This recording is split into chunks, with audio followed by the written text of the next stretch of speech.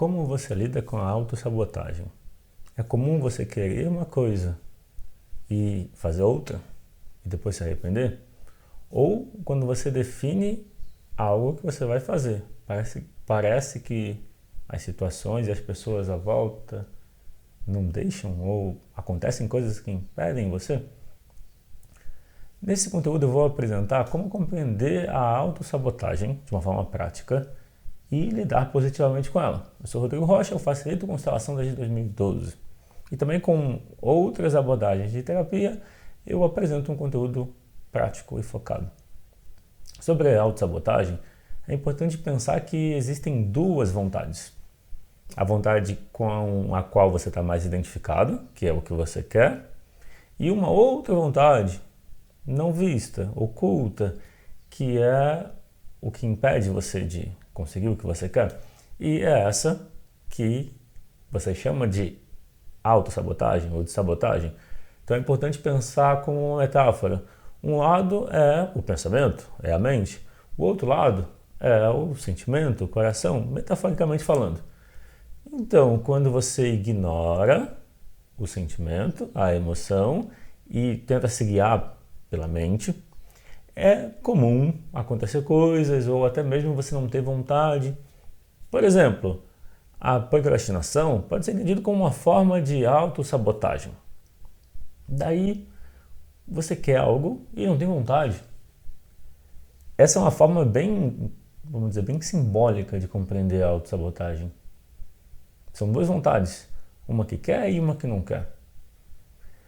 O problema de você ignorar a autossabotagem é que ela vai atrair mais frustrações. Se você compreende que a autossabotagem é uma mensagem de integração, uma parte sua que é tão legítima quanto a parte com a qual você está identificado, uma parte sua emocional. Ela é tão legítima quanto a parte pensamento, sentimento, melhor, pensamento, mente. Ela é tão legítima. As duas partes têm igual, vamos colocar dessa forma, igual direito de pertencer e de se expressar. Quando você dá a expressão mais à mente, e o que leva? O que leva a essa sobrevalorização da mente? No geral é o medo e é a dificuldade de lidar com a tristeza.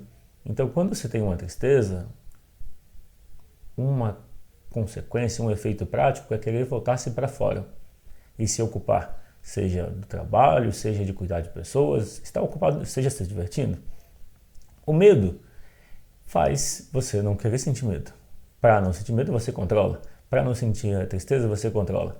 E quanto mais se controla, mais aumenta tristeza e medo. Então é importante você pensar no seguinte: se você se percebe querendo controlar tudo, existe um grau elevado de ansiedade e de estresse. Como mudar isso? Olhar com aceitação para o medo e para a tristeza como partes suas. A consequência de negar a tristeza e medo por não saber lidar com eles, porque é desconfortável, porque dói, faz com que as coisas não aconteçam como você gostaria.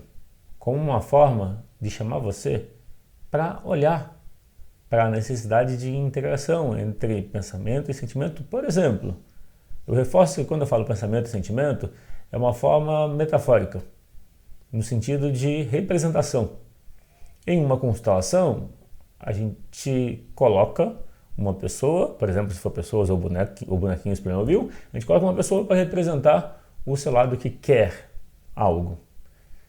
E coloca uma outra pessoa ou bonequinho para representar o lado que não quer algo, que na verdade quer outra coisa. Esse quer outra coisa, no geral, é incluir o lado emocional. O que impede, o que causa essa tensão? A dificuldade de lidar com as emoções. Então, a autossabotagem é uma mensagem de que você não está ouvindo suas emoções. Então, é importante parar para rever as escolhas, rever aquilo que você tem colocado como mais importante. Então, o que é autossabotagem? A mente quer uma coisa, o coração quer outra. Como as duas vontades são igualmente importantes, apesar de parecer que a mente é mais importante, o pensamento e o sentimento não tem uma hierarquia, os dois são igualmente importantes. Se você só seguia pela mente para se sentir seguro, Normalmente esse seguro é ficar na zona de conforto. Vai acontecer coisas para fazer você parar, para pensar, para ver o caminho que você está seguindo. Então, o problema de você ignorar, existe uma autossabotagem, você quer uma coisa e faz outra. E aí, o problema disso é atrair mais frustrações, mais perdas. E não olhando para dentro, não cuidando desse sinal, dessa mensagem. Então entenda a autossabotagem como uma mensagem de você para você. Uma mensagem do eu emocional para o eu racional, o pensamento. E a mensagem é, olha para mim. Se você pensar nas emoções como a sua criança interior, a sua memória enquanto criança, a autossabotagem é a sua criança dizendo, eu não quero ir por esse caminho, eu não quero fazer o que você quer. Eu preciso que você olhe para mim e que a gente encontre uma solução que integre os dois lados. Entende? Pensamento e sentimento. Nesse sentido. E como resolver?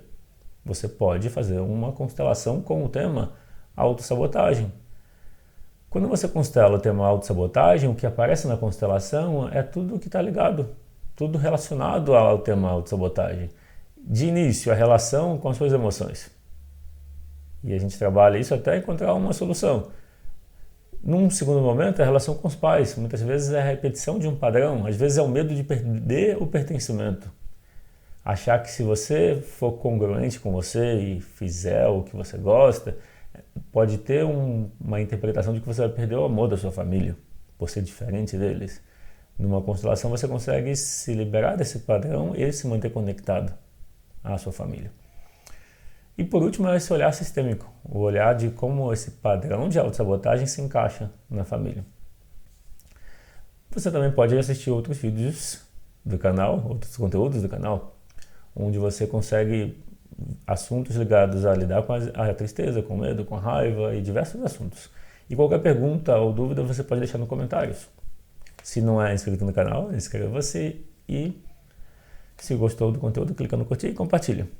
Por último, então, se você quer se desenvolver mais numa compreensão sistêmica da vida, que é voltado a destravar as 12 áreas da vida.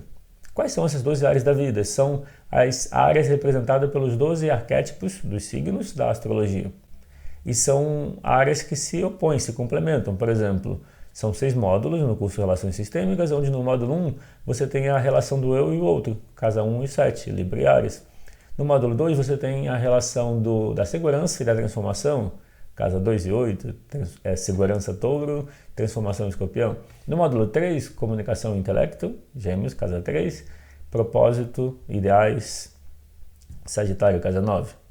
No módulo 4, casa 4, família, Câncer e casa 10, Capricórnio, carreira. No módulo 5, casa 5, Leão, personalidade e, do outro lado, Aquário, casa 11, ousadia. Um olhar para o novo, uma abertura para ousar. Finalmente, no último módulo, módulo 6, você tem aulas onde você trabalha questões práticas, casa 6, Virgem, e questões ligadas à compreensão da espiritualidade, Peixes, casa 12. Então você tem um olhar sistêmico com exercícios a cada aula. E para saber mais, você pode clicar no botão que aparece ao final do vídeo ou no link da descrição. Bom, é isso. Qualquer dúvida ou pergunta pode deixar abaixo.